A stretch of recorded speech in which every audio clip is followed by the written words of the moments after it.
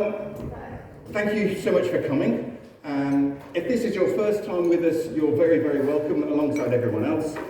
Just to explain what we've been doing, we're exploring a book which is written by a guy called Gary Thomas, American guy who identified 9 different, what he calls pathways, 9 different ways in which we can encounter God.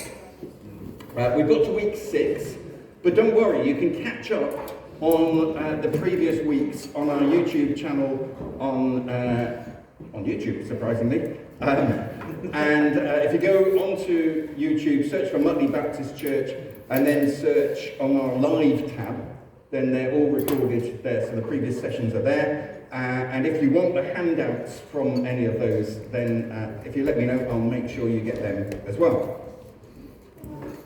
Just to say, particularly for the benefit of those who are here for the first time, of all the 9 sacred pathways, none is more special or more important than any other. What Gary Thomas identified, although he doesn't use this language, is, if you like, spiritual preferences. We all have a different human personality. We all have different preferences. Some like tea, some like coffee, some are good at dancing and I'm not. Spiritually, we have the same sort of makeup. We have spiritual personalities whereby different people will find it easier to encounter God in different ways. So what we're doing over this series of weeks is just exploring those and just seeing how we see that in the Bible, how we see that in Jesus' life, and how we can work that out in our own. You will definitely find some scratch where you itch much more than others. That's to be expected. That's fine. That's not a problem. Thanks, everyone. It's not a money-back promise, because this is free, but if it wasn't, it would be a money-back promise that you will find at least one evening where you think, that's me. Hopefully you'll find more, but hopefully as well you'll think, you know what? I could try something a bit different, and maybe I'll find that helps me too. So this week we're talking about the pathway that's about caring for people. It's not just about being a caring person, as good as and important as that is. Loads of people are caring. This is about encountering God through our caring. You can probably think of someone, either someone for whom you care, or someone who has cared for you, and you will have been blessed by it, either as the carer or the person being cared for. I would suggest that part of the reason you've been blessed by it is because there's something of God in caring for others. God is love, and we are expressing that. One of the most celebrated caring people. Okay, let me open it up. Pop quiz. Who would you say in the last 100 years would be the most famous caring person? Mother Teresa. You all got there straight away. She said that that's a caring person. the guy invented anaesthetic. Okay? Probably, but I'm going to talk about Mother Teresa. She said, because I don't know what he said, she said that she saw the image of God in the eyes of the poor, the sick, and the needy, with whom she spent her days, and for whom she spent herself. She saw the image of God in the people for whom she was caring. And I would suggest that they saw the image of God in her as she was caring for them. Caring as a sacred pathway isn't a chore or an obligation. It actually can become an act of worship. It can be an encounter with God. Because as we care for someone, we're touching on one of God's core characteristics. And we find ourselves in what the Celtic Christians used to call a thin place.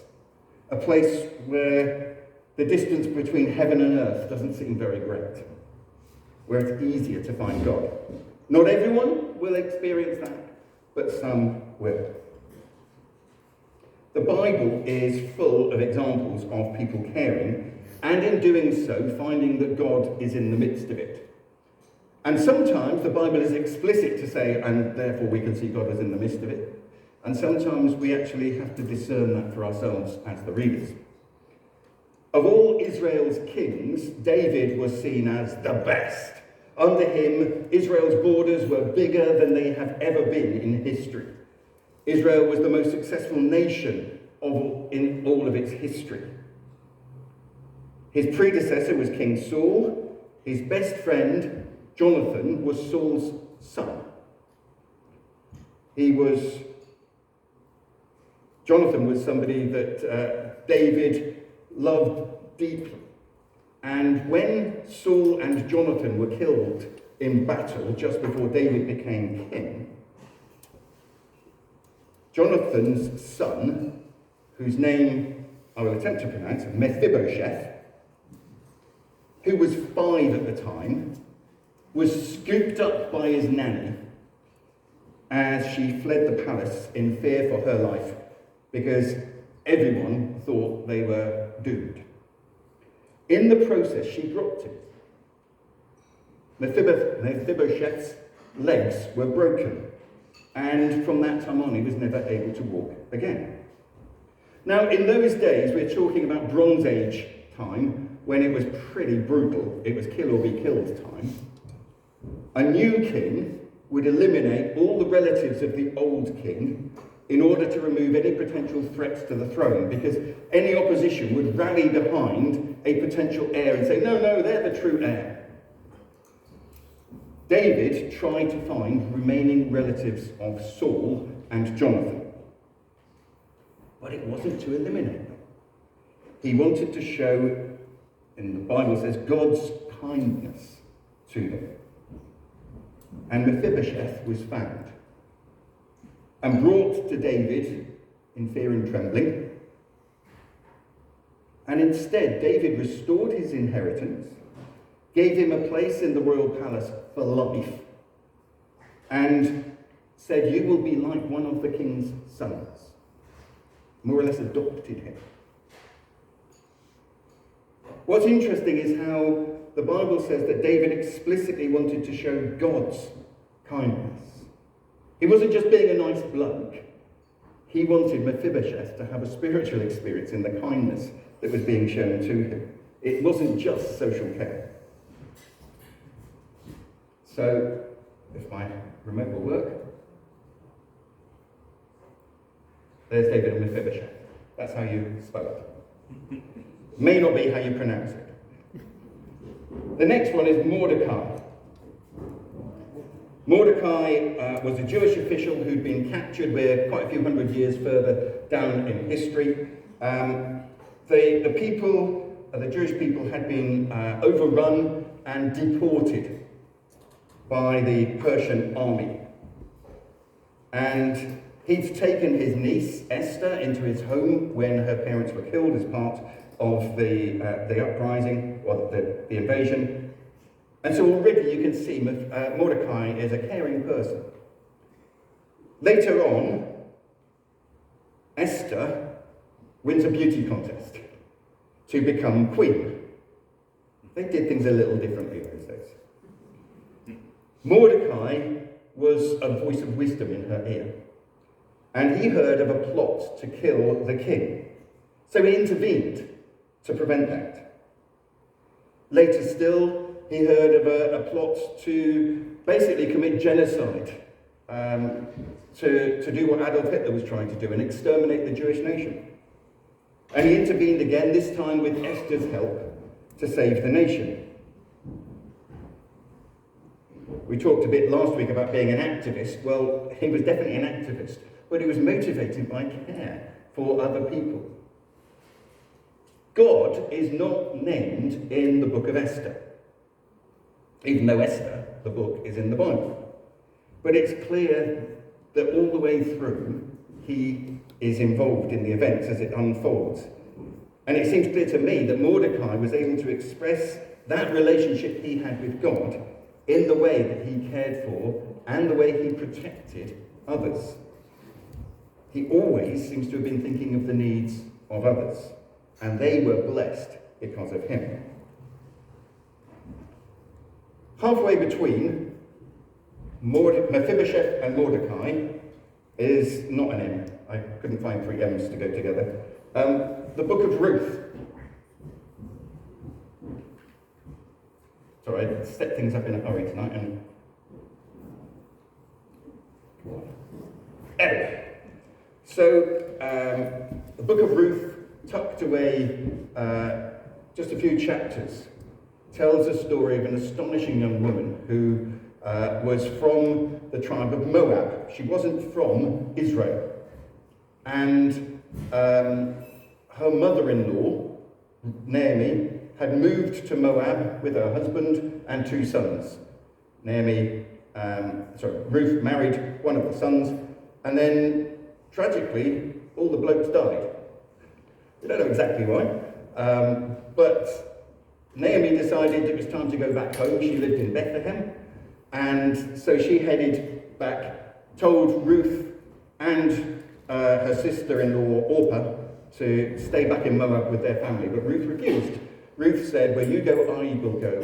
Your people will be my people. Your God will be my God." And she persistently cared for Naomi, who was an extremely vulnerable woman. She was a widow. She had no property of her own. In those days, that put her right near the bottom of the pecking order in terms of support and help. And Ruth stood up for her, cared for her. Eventually, she met Boaz, who happened to be eligible to marry Ruth in the complex Redeemer laws that they had then, so long as he managed to tell somebody else that if he married Ruth, because he was first in line, if he married Ruth, he would potentially lose a big chunk of his inheritance. So he bought him out, and Ruth and Boaz married. And you actually find Ruth in Jesus' family tree. One of the unusual things about Jesus' family tree is it names some of the women who were part of that. Ruth, few down, is the kind of great-grandmother of David. Something along those lines. If you look at the Old Testament prophets, you can see that they have a strand of caregiving. If you read particularly those which are, I think, unfairly called the minor prophets, minor because they're short books, they get really angry at injustice. They get really angry when people are not cared for in the way that God wants, when people are exploited or left to fend for themselves in direct contrast with the way that God wants things and the way that God set things up. And if you look just after Jesus' life, death and resurrection, when the early church began in Acts chapter 2, one of their core values was that they cared for one another. They shared their belongings, their homes. They sometimes even sold property so that the money could be given to the poor. But let's not jump past Jesus. Go on. You know you want.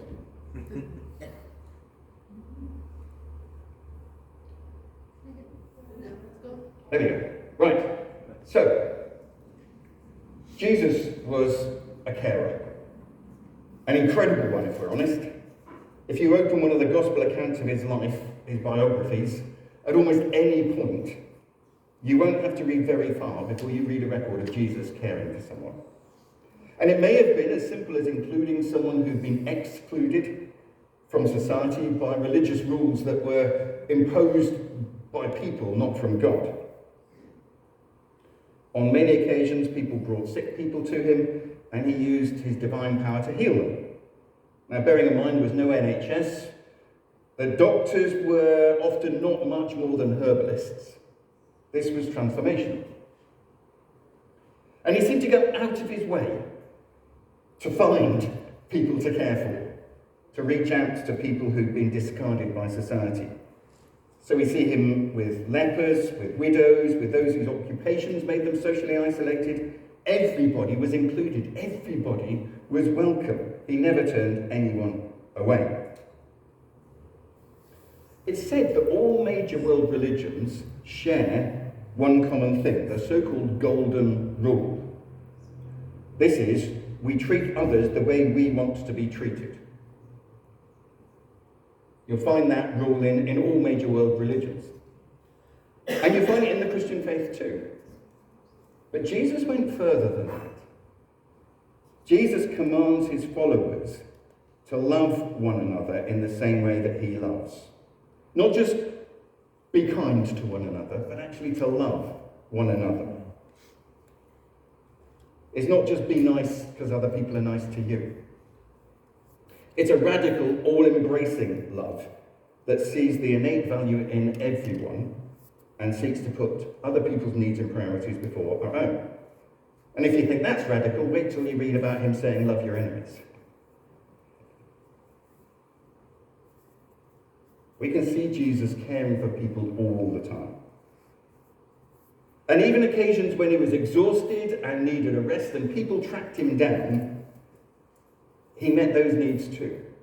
He gave of himself, and ultimately we see him giving of himself when he died on the cross, a death that can bring life to all. It's ultimate act of care in some ways.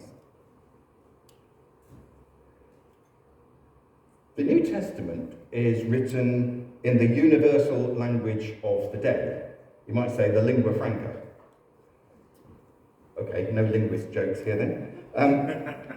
Ancient Greek was the language of the day. Although they just called it Greek. They didn't call it ancient Greek. There's a word that's used a couple of times about Jesus when he saw people who were particularly in need. And it's often translated in our English translations of the Bible as something like moved with compassion. That's really weak by comparison to the original word.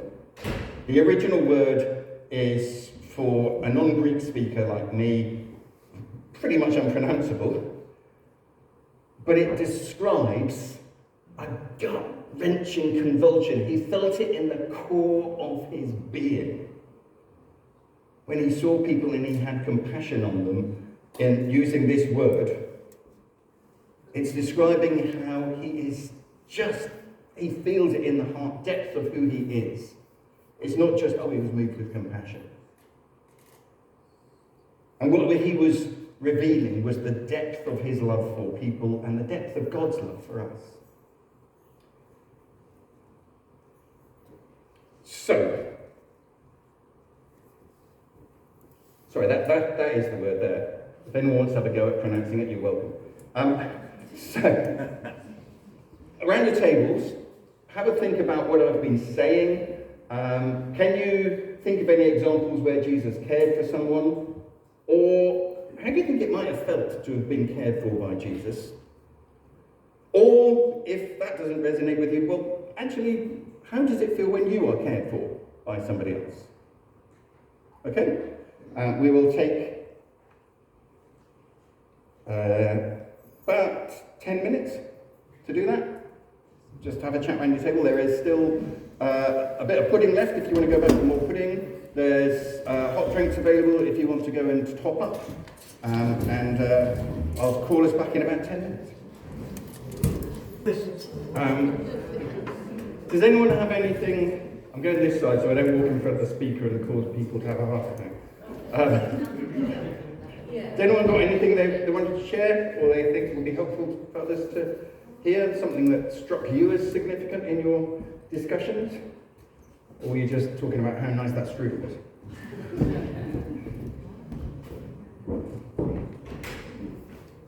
Well, one thing that I brought up was compassion that Jesus had with the widow woman when her son had died, and how it must have felt, because he knew his mother was going to end up that way when he'd gone, even though he had other brothers and sisters around. But the compassion of, like you were saying, she would be the lowest of the low without having a male within her family. And just to see it, he could have just gone by, because people die left, right and centre, but to stop and have that compassion and love for someone. It wasn't so much for the young man to come back, but it was the compassion for the mother. that he gave that love. And the same with the blind man who had been blind from birth. He actually sought him out. He wasn't the one that was shouting out, Jesus, Jesus, and so on.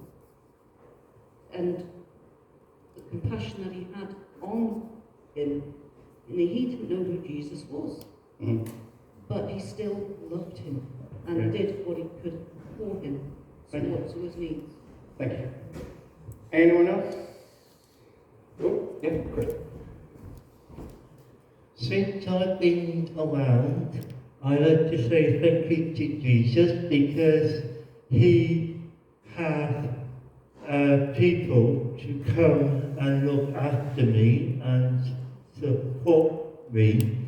And since they did come along, I have struggled life, and also he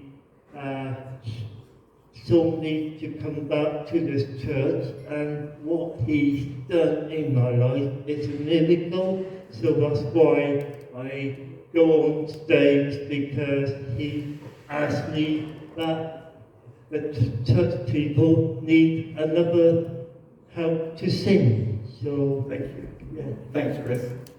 Thank you. You're going to keep me fit tonight? I get my steps in. I think there's two. Whenever Jesus was on the cross, and the other two beside him who were criminals, and he turned around and said to the one guy, says, remember me. And Jesus, in the state that he was in, says, today you shall be in paradise. What more of a statement? And the other thing he said on the cross, with all the bad things, all the horrible things being said about him, he says, God, forgive these people, for they know not what they are doing. What compassion. Yeah, thank you. And whilst he's there, sees his mum and asks John to look after her. Yeah, you did. Bonus point for that. Anyone else? Oh, over here. Go to all the corners of the room tonight. I think like he was compassionate for people, because like when he preached in the field to lots of people, when he was done, he saw that they were all hungry and he didn't let them go home without food, and he used 5 days of bread and 2 fishes to feed all of them. Yeah, absolutely. So the Bible says when he looked at the crowd, he had compassion on them, and then performed one of the best catering miracles ever. Anyone else? No. Okay, I'm going to turn off the microphones before I walk near the speaker.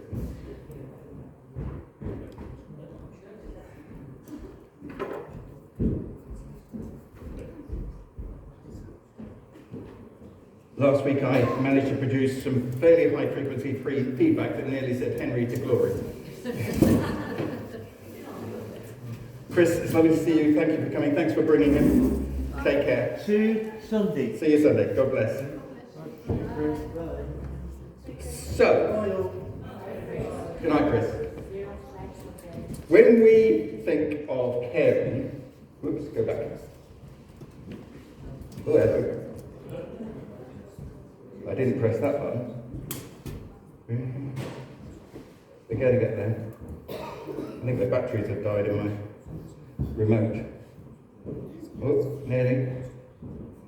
Could you advance it, Tim, till just after the discussion slide? Anyway, whilst Tim is doing that, when we think of caring, brilliant, thank you. We most obviously think of looking after somebody. Perhaps they're unwell, perhaps they're frail. And we talk in this country about the caring professions, don't we? Where I guess it's most obvious that people are caring for other people. All of us, I'm sure, in different ways can pay tribute to the incredible way that paramedics, nursing staff, doctors, other NHS staff have blessed us, even if the system itself is creaking. Now, I've got no evidence for this, but I have a suspicion that many of the people in the caring professions serve in that way because there's something within them that motivates them to care for others that I think is resonating with the heart of God for people. Perhaps people in those professions might be more open to this pathway. I don't know, no evidence for it, but it's possible. But there are plenty of other ways we can experience this sort of caring. And there are many opportunities that we have to serve and bless others, perhaps through volunteering to help someone. It could be a formal thing, or it could simply be offering to help a friend. Visiting other people, particularly if they're on their own or lonely, is an immensely caring act. Our society seems to be making it easier and easier for people to be isolated. Now, we have a pastoral care team in this church, and we try to ensure that people are cared for and looked after and visited, but I know that actually the vast majority of visiting, caring, that goes on in this church is not through the pastoral care team. It's through you and the rest of the church congregation caring for, looking out for one another. And I think, personally, that's how it should be. That should reflect how we are as church, a caring community. And I suspect that if you go visiting someone, praying and expecting, how am I going to meet God in this? You will. Perhaps in the person you are visiting, maybe both of you end up being blessed by the occasion. Some people seem to be blessed with the spectacular ability to break things. And other people seem to be blessed with the spectacular ability to mend the things that other people have broken. If you are a DIY expert, and by that I mean do it yourself, not destroy it yourself, you could find that you experience God through this pathway. When you offer to help somebody who needs something fixed, when you offer to help make something for somebody. I've often wondered, and I've talked to a few people about this here, whether churches could offer something a bit like the BBC Repair Shop. I love that programme. Where we offer to fix stuff that's broken, using our expertise. Now, there are all sorts of questions around liabilities, and we're not looking at mending family heirlooms and all of those sorts of things. But simple things that somebody might not be able to fix, that someone knows how to mend quite easily. Or, how about offering a church self-assembly service? So if someone's gone to IKEA and bought a whole load of flat pack furniture, how about we offer to go and help them put it together, Allen key in hand? Particularly, can you imagine how helpful that will be for maybe single parents who've got to keep an eye on the children at the same time as trying to assemble a wardrobe? Similar approach might be possible with technology. Some of us embrace technology and revel in it, and others tremble at the thought of it. If you're someone who loves tech and understands it, can you help someone who doesn't? That's a caring act. I wonder if we ought to be asking the young people in this church to hold surgeries on how to use your smartphone. I think the queue would be quite big. Another way that we can offer to care for people is by giving practical advice, using expertise to help people. Prime example of that on our premises is Plymouth Focus, which Chris is a key part of. Money Advice Centre, where not only do they offer money budgeting advice, but also work with people to help clear debts. If that's not a caring act, I don't know what is.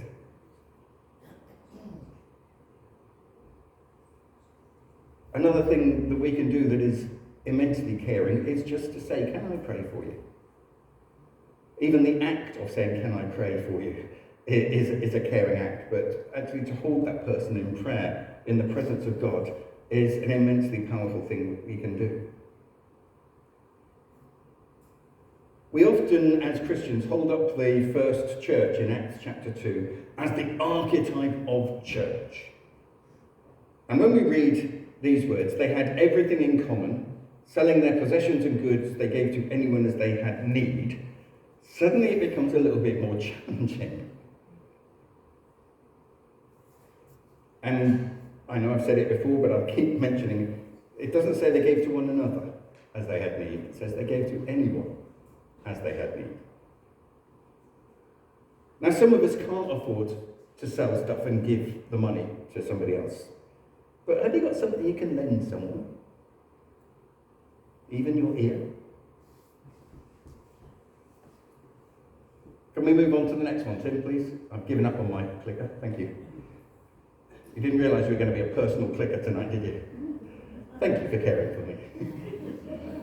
I mentioned earlier on that the Old Testament prophets often spoke about the need to care for the vulnerable. And caring in itself can be a prophetic statement. Not prophetic as in predicting the future, but a statement of God's intent here and now.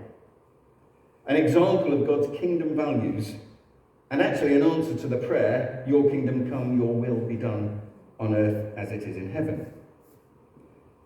Because if we care for people the way God cares, it's countercultural. It's a statement that says selflessness is better than selfishness. If we're selfish, we keep everything to ourselves, and we only serve ourselves. If we are selfless, somehow God multiplies what we give, and many people can be blessed. And in his amazing way of doing things, we may well find out that we're blessed too. It may not be financial, it may not be physical, but spiritually and emotionally, we will be blessed. We know from popular songs that love is costly and it hurts. But if we insist on loving and caring despite the cost, it's a statement to everyone around us that love is stronger than cruelty, caring is more effective than apathy. St. Ignatius of Loyola is attributed as the author of this famous prayer. Teach us, good Lord, to serve you as you deserve, to give and not to count the cost, to fight and not to heed the wounds, to toil and not to seek for rest, to labour and not to ask for any reward, save that of knowing that we do your will. Our motivation behind this pathway to care is first and foremost God's love. We do it because we have experienced God's love for ourselves and we want to share it with other people. And it's also because we want to share his heart. And if he loves people unconditionally, limitlessly, then so should we. Next one, Tim. Thank you.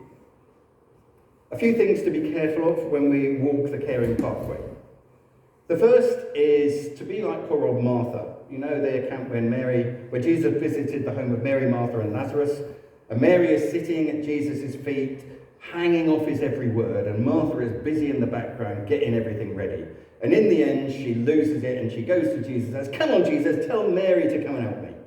And Jesus doesn't. Instead, he says, actually, Mary's chosen the better thing, and Martha, I think, kind of went, "Ew." Now, I feel really sorry for Martha, because she was doing a good thing. It wasn't what she was doing was bad, but in the circumstances, she perhaps got her priorities slightly off kilter. But we can be a bit like Martha. We can look out and see there's so much need. Why isn't everybody caring like I care? Why isn't everybody helping? Now, part of the problem with that is that we are falling into the trap of thinking that this pathway is more important than others. You see, what Mary had done, she'd chosen a different pathway, that's all. It's possible to care as well because of how it makes us feel. We get, if you like, an emotional adrenaline boost by caring for other people. That's not a problem.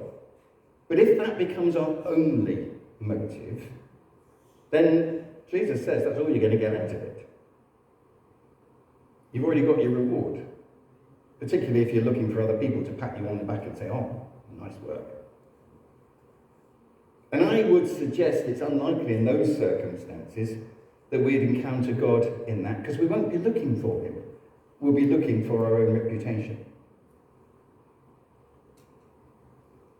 And that links into the next danger, if you like, that we can get so focused on caring that we forget that we can also experience God in other ways. It's fine to care for people, but there are other things, other pathways, which are equally important. So if you're a caring person, caring for people who've fallen off the cliff, and you're at the bottom of the cliff caring for them, brilliant. But you also need activists at the top of the cliff putting up a fence.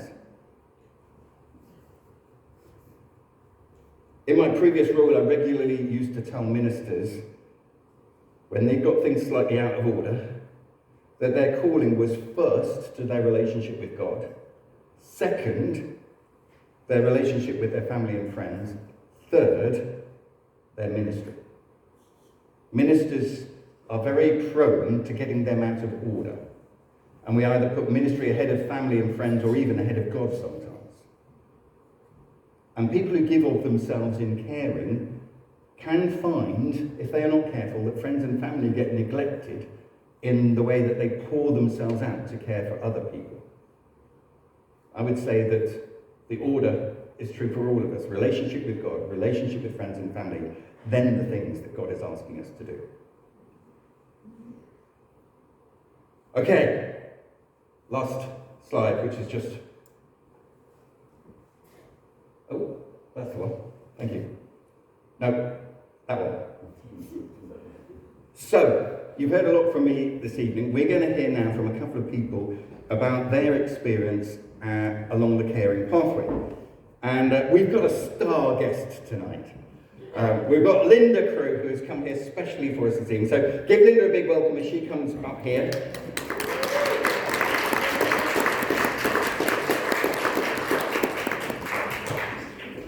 Now I know a little bit of what Linda's going to share with us this evening, which is really exciting.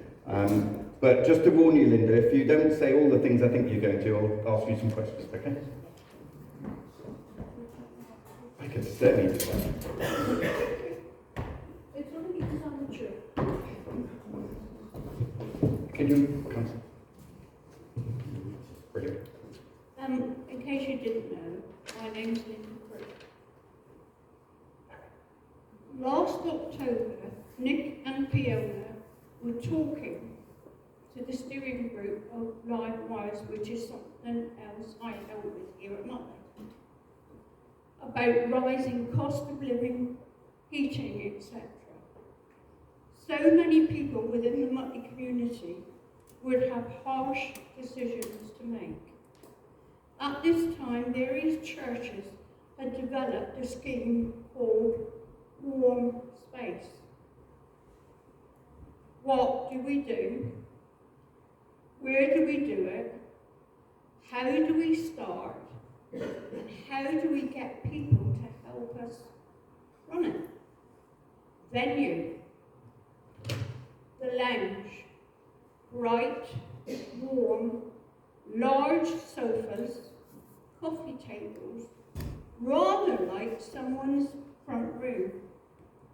And what we decided to do was to open up from 12:30 to 3 o'clock on a Tuesday afternoon. On the said date, the second week in November, we got all excited, all prepared, not sure how many people would turn up. We were providing tea, coffee, cakes. They're not bad, are they, Chris? Tea, coffee, cakes, somewhere where they could sit, magazines to read, newspapers, board games, and if they wanted to, they had the opportunity to speak to other people. If not, if they wanted a quiet corner to just sit and be on their own, so be it. But if by chance we picked up the fact that maybe someone had problems, worries, or cares, we carefully approached them and asked, is there anything we can do for them? Sometimes they will share, sometimes they won't.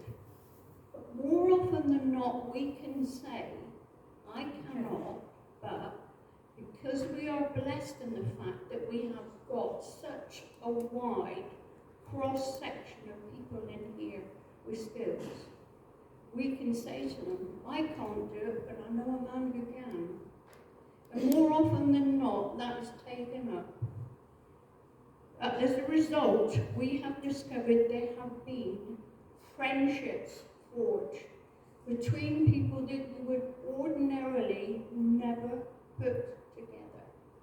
They are cross-sections of the community, cross-sections of people in and out of the Mutley area, but we get some that come further than that. We are blessed that if someone shares a problem, as I said, we can call on someone to help them out. Surrounded by thanks and love, God is in every face and every corner of that room. It's so special. It's not what we have done, but the reward is God's love, keeping us warm, which is what we want to do with these dear people that come in. This truly is a precious way of expressing God's love. The first week, we had 8 people. Last week, we had 28. Today, we had 90. And a member of Mutley joined us last week. She wanted to come and see. We were hoping she might have said she'd come and help us out. But she came and she said to me on Sunday morning, she had never been anywhere within the Mutley confines where she had felt welcomed and comfortable. And it was the word comfortable that resonated with me, because that's what we want for the people that come and join us at Warm Space. And I thank the Lord that we can continue as long as we are needed. Also remind us, you are never too old to do anything within the confines of the church. You might be grey on top, but you can still do God's work. But I truly, truly leave there on Tuesday, and I feel as though I'm wrapped up in a blanket of God's love. And that follows me all through the rest of the week. That's Warm Space. Thank you, Dr. Linda. Thank you. Back for a second. You said something about last week, Yes. when it was particularly special. Very, very special. And I can't really, it was special because we had such a diverse group of people. No one was on their own. You get groups of people that they might not have met before, but they will sit down, they'll chat to one another. They could be complete, utter opposites. But by the time they leave, they're friends. And they come looking for their friends the following week. And you said something about God's presence. Oh, God's presence was in that room, and you could just feel it in the air. It was in the faces of everybody. It was in the hands of the young lady that we get that comes and volunteers, Hannah. Mm. She was just glowing. She really was. But it was just, it was almost, it wasn't even tangible. You could feel it. It made you feel warm. To the way I describe it. Thank you. And thank you very much. As you go back to the seat, I'll Yes. give you a hand down the Oh, stairs. thank you. Standing back, don't worry. Thank you, Linda. Thank you. Thank you so much, Linda. And I know that the Live Wires group, unofficially and officially, care for one another an awful lot. So Linda and Kay have joined the pastoral team from time to time just to help us to keep in touch with people that we're not fully aware of. And we hear so much of what God is doing through them and through the group. So, yeah, thank you, Linda. And Karen is going to come and share. Give her a big round of applause as well.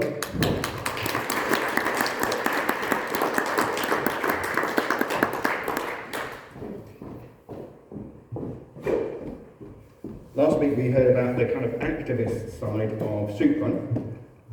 Karen is the brains behind the Muttley's aspect of Soup Run. So Karen, I'd let you share. Thank you. It's all Adrian's fault, actually. He actually introduced me to Soup Run, and to say if it hadn't been for him, I wouldn't really have got involved. I've got a lot to thank him for.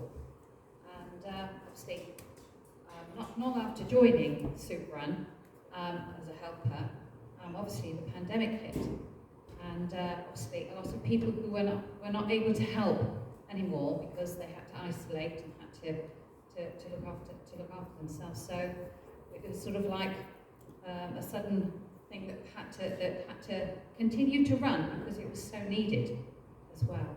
I think there was one team at the beginning of the pandemic, because Soup Run goes out every night of the year. There's no holidays or anything like that, no end of term stuff. It's every night of the year the Soup Run goes out. Different organisations, different nights. And as I said, there was one particular team that wasn't able to go out anymore because of the fact that a lot of them were over a certain age, so they had to protect themselves. So we all shared that amongst the different teams until such time as people stepped in and felt obviously that they had that came on their heart to do. So from warm spaces to pretty cold spaces, as Kate will tell you probably tomorrow night, because it's set to be quite cold tomorrow. And we have actually been out when it's been what they call severe weather emergency protocol, which is where it's so cold that the Plymouth City Council tried to get as many people into accommodation as possible. And we have actually seen that happen, especially before Christmas. And I think there's another cold spell set to come as well. But as I said, I'd like to stand up here and also sort of really applaud the teams. There's 4 teams that go out, and there's also lots of people who help sort of provide shopping and prayer support as well through Joy, who runs the WhatsApp prayer group. There's an enormous amount of people that actually that go out from Muttley and that help at Muttley. I think there's about nearly 30 people altogether, and they are absolutely fantastic, brilliant. Time after time, they sort of like turn up, even though I say dress warmly and then say warmest, Karen, they all, as I say, still go out, whatever the weather, and serve the people who we meet on the street. As for the people that we meet on the street, broken, marginalised, some people have mental ill health, some people have addiction problems, but everybody comes to be served. There's no judgment, there's no condemnation or anything like that. Everybody comes who has a need. It's not always food. It's not always food and drink. Very often, some people come out for the company to speak to a familiar face, a friendly face, somebody who remembers their name. So they sometimes come for comfort, but I like to think that they come for God as well. Even though some people deny it. I can remember there's one particular service user who says to us, when I say, "Oh, we'll pray for you," and he'll say, "Well, that's good for you, fine." But I could tell that this particular person, actually is heartened and is warmed by the fact that somebody is caring for him. So I mean, all these people in the Soup Run care for the people that we actually meet and encounter on the Soup Run. And I think, as I say, we call them service users. We're providing a service, which is basically food and drink, and warm clothing and sleeping bags or blankets where needed. But so we serve, but equally, we I can see God in them. Whatever need they have, and sometimes it's quite raw, whatever need there is there, God is also there with us. And He blesses not just the people who go out, us who go out, He blesses those who we meet in all sorts of different ways. Very often we hear about, after we've sort of either prayed live or prayed on the actual WhatsApp group, we hear of miracles happening. We hear of people being helped. We hear of people getting their lives back on track. And as I say, but it's, there's the behind the scenes stuff as well. All the kind of the labels, and when we have the public health, there's a thing called Natasha's Law came in where everything has to be labelled. So that was a bit of a thing to be overcome, but we did it, and which, as I say, we're now compliant, which is great. But as I say, it's really all those people who turn up every Wednesday, and also who turn up every night on the soup run to help and care and show care, but show God's care, not their own care, God's care. And as I say, there's quite a lot that you can see, even though you sometimes think, oh, it's just food and drink and a good chat, a bit of banter. But people go away, and we go away, feeling heartened and blessed by the experience that we have had all together. So I commend the teams and the members of the teams of all the teams to you. Thank you, Karen. As you head back, I'll kind of ask you a question which you can nod to or otherwise on the way. So a lot of the folk who come and serve on the soup run, that's their only connection with the church. Some of those on the teams. But when you ask them why do you do it, they say, because I get so much out of it. The people serving, the team members. The team members? Yeah. Yes. And to me, that's them encountering God in this caring pathway, even though they wouldn't be conscious of it. Yes. Yeah. Yes, that's right. Great. Thank you very much. Thank you. Give Karen a big clap. Thank you very much.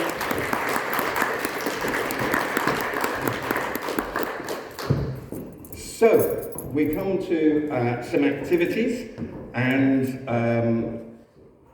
this is another of those where it didn't feel obvious to me the sorts of things I could offer you to do. So what I've tried to do is come up with a range of different things to suit your different preferences. Over here there are 4 letters. I have composed really, really short letters to the head of the ambulance service, the NHS Trust, the police and the fire service. Just saying thank you, and there's a thank you card that will go with them. Could I ask you just to write your name on that piece of paper?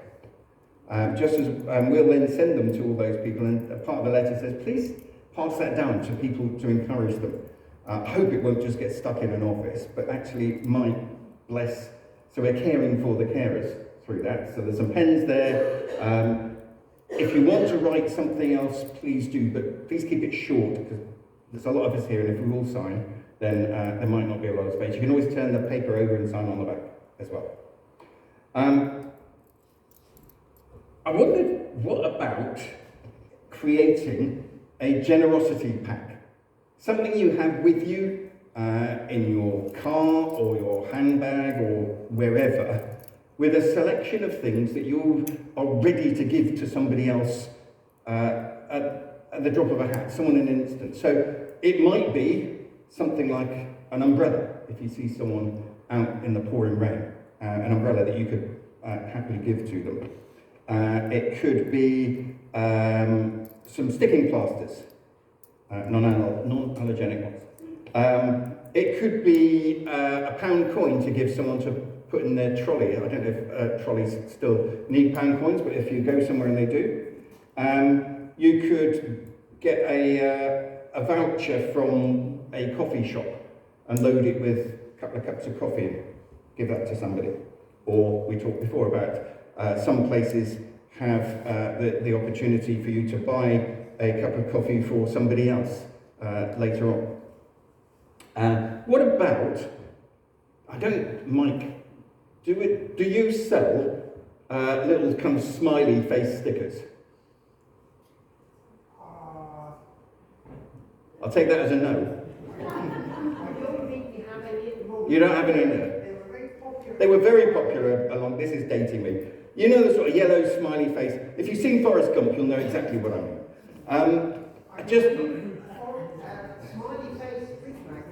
Smiley face fridge magnets are available from CRP, but what if you carry a few of those and as well as giving them a smile on your face, you give someone a smile to wear?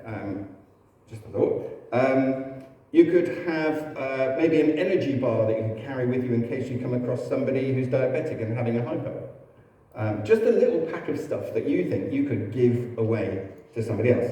So here there's some pieces of card, and if you want to, you could just write down some things that you think that you could give away and carry with you in a generosity pack.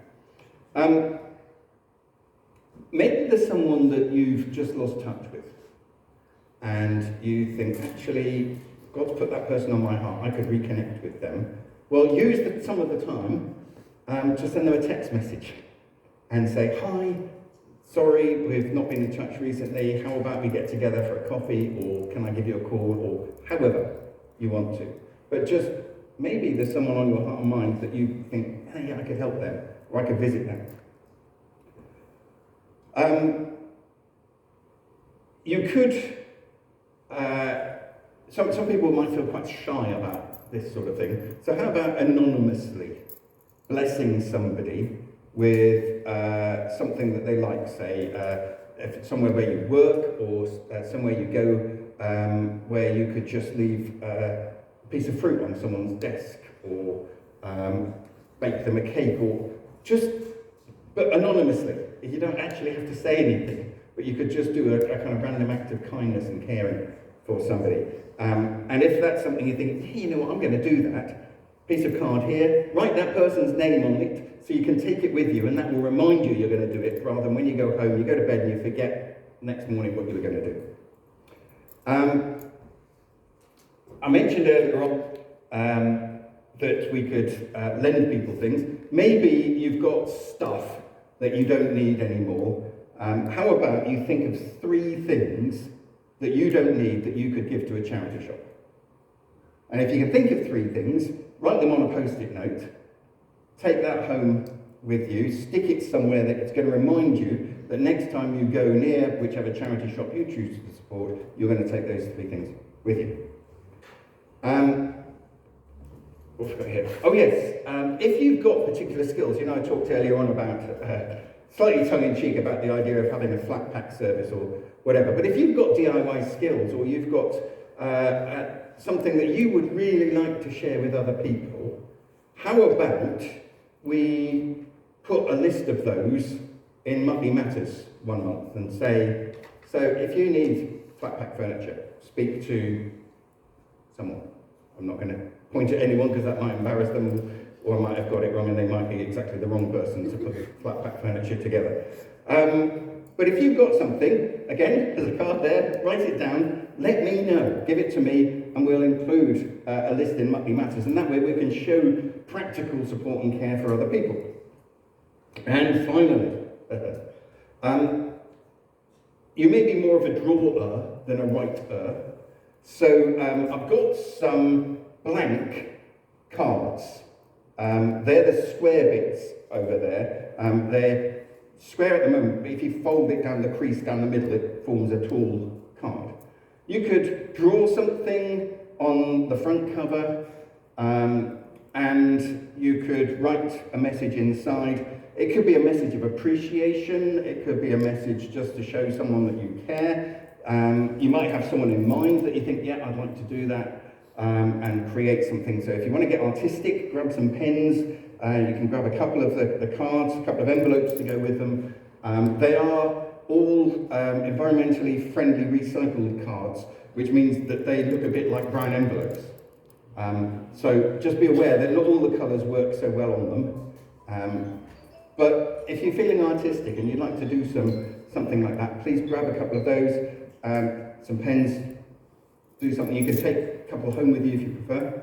If you're really not artistic, but you think, actually, I'd like to send a card to someone just to encourage them, somebody, maybe somebody that generally you think might be going underappreciated, then there's some other cards, pre-printed ones, that you can take and write and give that to someone. I think there are envelopes that fit all of them. If not, you might have to find your own envelope at home. Okay, we will have a go at this for the next 15 minutes or so. The idea is, again, this is more a question of what can you take home and try. But please have a go. And if you can, please don't forget to sign these letters. Thank you very much. Oh, one more thing, sorry. At the end of, two more things. At the end of our time together, Beth is going to give us some instructions as to how she wants the room laid out. Well, it's not much today, just wipe the tables and shove them to the side. Wipe the table, shove them to the side. Okay? And if anyone wants to run around with a brush and sweep the floor as well, please do. Next week we're looking at the celebration pathway. Worship, singing, that sort of thing. Now don't worry, I'm not going to sing. But can I invite you to bring with you a smartphone or a tablet or something and some headphones. You may have heard of a silent disco. We're going to have a silent worship service. So the idea is bring that with you and particularly bring on it some worship music that you find really blesses you, that you find inspires you. For some people it will be hymns, for some people it will be the kind of latest Matt Redman, for some people it will be other sorts of music. We're not expecting you to have to share it with anyone else. This is so that as part of our time, I'm going to invite you just to kind of plug in, close your eyes, and just immerse yourself in the music. But it will help if you bring something with you, because I haven't got enough to share. So something to play some music on and some headphones. And very, very finally, the last of our Sacred Pathways sessions was due to be at the end of this month.